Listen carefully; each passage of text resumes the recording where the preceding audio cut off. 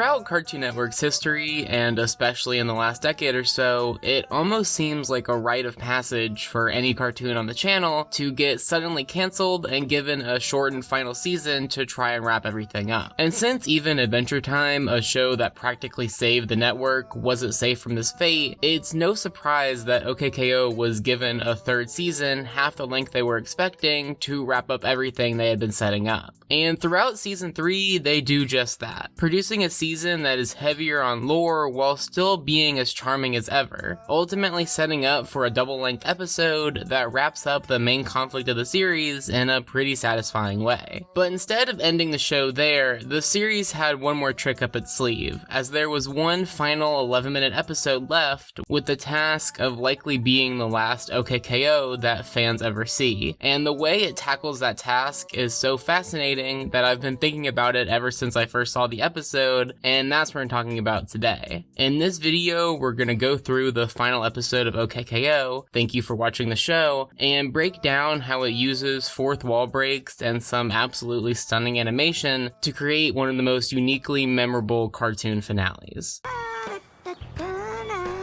Another perfect day for mopping the floor. Before talking about the actual finale, we should quickly talk about where the last episode left off, which is, if you somehow clicked on this video expecting anything but spoilers, your last chance to leave. Anyway, Let's Fight to the End is a 22-minute episode that wraps up the series' two biggest storylines, being Venomous's unconscious alter ego of Shadowy Figure, and KO's dark side personified in TKO, as they team up to destroy the world before KO makes up with his dark side and eventually returns everything back to normal in what feels like a typical cartoon finale that even ends with the end. If you haven't seen the series and are still watching this video, I promise that synopsis both makes sense and is pretty fulfilling, but the important thing to note is that the storyline of the show finishes up an episode early, which sets the scene for the following episode, the true finale, to not really have an ongoing storyline heading into it, which is pretty stinking unique in the landscape of television animation. This oddity portrays itself pretty early on into the episode, with KO mopping the floors of the bodega and forebodingly hoping that things could stay this perfect forever as we cut to the only true and the first of many title cards in this episode. At this point, the main conflict of the episode comes into play, as after Rad and Enid come into the bodega talking about a fight, KO mentions feeling left out, as the other two promise to include him next time. But as KO is busy inner monologuing about his life, a new title card pops up as the pair come back from a second mission, as he once again mentions feeling like he's missing the fun, only for the twist of the episode to kick in, as Rad and Enid are confused by his comment, pointing out that he did indeed participate, and even has an injury and a trophy to prove it, an injury that magically heals after the third title card.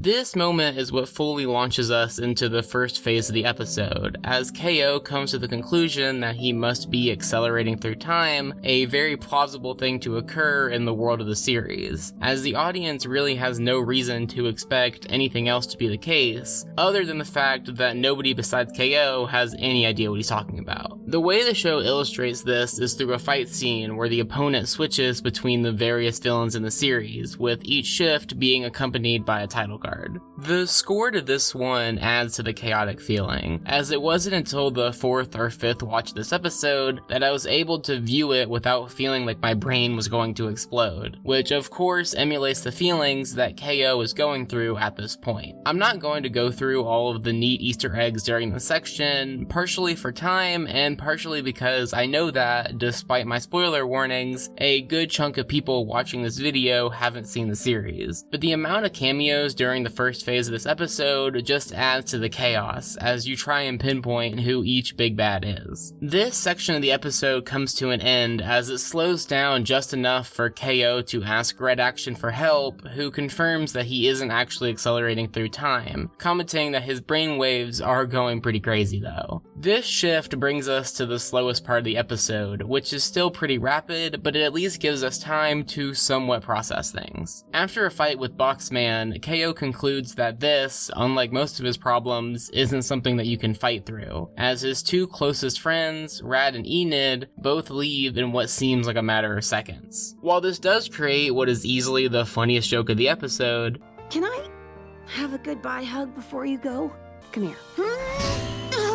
It is a pretty somber moment to watch KO start to lose people around him before he can even process the fact that they're leaving. Even though both characters leave to go somewhere that feels satisfying for their characters, it's hard to not feel like KO in this moment, as you, as the audience, are also not getting to properly process their goodbyes. Keep that comment about the meta-ness of this episode in your head for a second, as we'll come back to it. But first, KO runs to his mother for help, something that he often does in the most dire of situations, such as back in Your World is an Illusion. But just like in that episode, he doesn't get the relief he's seeking, as he once again jumps forward in time, as his mother gives him advice in the middle of her sudden wedding that works as the first hint towards this episode's eventual thematic reveal. When you're young, it feels like you've got all the time in the world. But as you grow up, life moves too quick to... A couple of weddings later, and KO has hit rock bottom, as he passes through a street filled with the title cards of episodes that actually exist, as he monologues about how all of his favorite moments with his friends and family are quickly becoming distant memories. As KO runs back to familiarity in the form of the bodega, he's instead greeted by a movie theater playing clips of his past adventures, which finally causes him to have the epiphany that ends his perceived jumps through time, as seeing himself having fun with his friends from a different perspective allows him to realize the importance of being in the moment. The jumps through time were this universe's way of emphasizing how growing up can make life feel like it's flying by, and worrying about that fact will only make it worse. At this point, KO makes a commitment to trying to live in the moment, as while the events throughout the rest of the episode, as we're shown happy endings for each character still fly by, they are now shown from KO's perspective, and they're never cut short, as he enjoys every moment for what it is. After the montage, the episode ends with the longest scene of the episode, as we get one look at KO after the time skip, with the episode stating that KO did indeed reach level 100, his goal throughout the entire series, as he seems to be taking a Mr. Gar role for the next generation of heroes. And after we fade out of the OKKO universe for the final time, we get to hear Rebecca Sugar's iconic outro song for the final time, as KO echoes the final verse. Thank you for staying. Thank you for watching the show!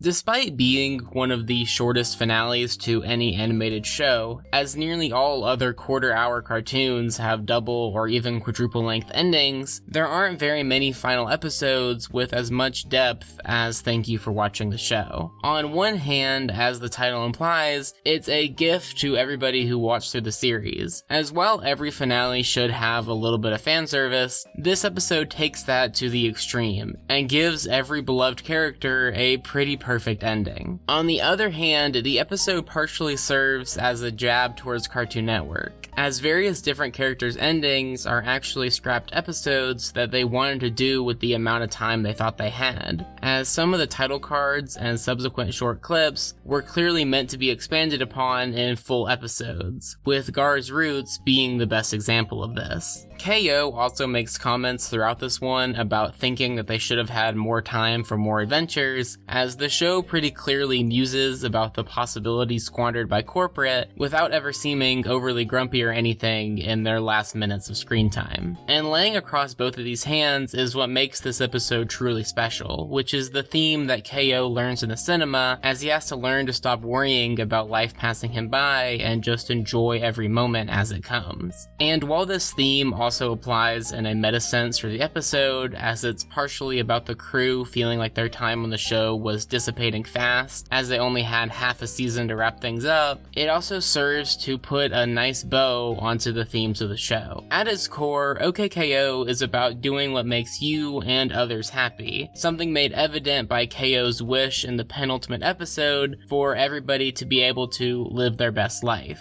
And in this finale, KO learns what to do in Happily Ever After, as he has to finally accept that he'll miss the past in order to enjoy the present. And that's that's why, even though this episode was born under unfortunate circumstances, it's still ultimately one of my favorite finales in the landscape of animation, as it adapts to those circumstances to create an immensely memorable 11 minutes that both wraps up the series' characters and themes, while also never losing the show's charm and willingness to experiment. Anyway, that's about it for me. Thank you so much to everybody who watched this video, even though it's not a Steven Universe or Adventure Time one. I'm not exactly sure when this video is coming out, as I'm writing it in advance, but I'm pretty sure that we're in the middle of Fionna and Cake chaos right now, so hopefully this video is coming out in between 2 episode reviews. Anyway, if you want to see more of my opinions on animation that don't make it into videos and are almost always worse, you can find my Twitter in the description. But either way, this has been AmpleSamuel, and I'll see you in about a week with more Fionna and Cake analysis. Thanks for watching.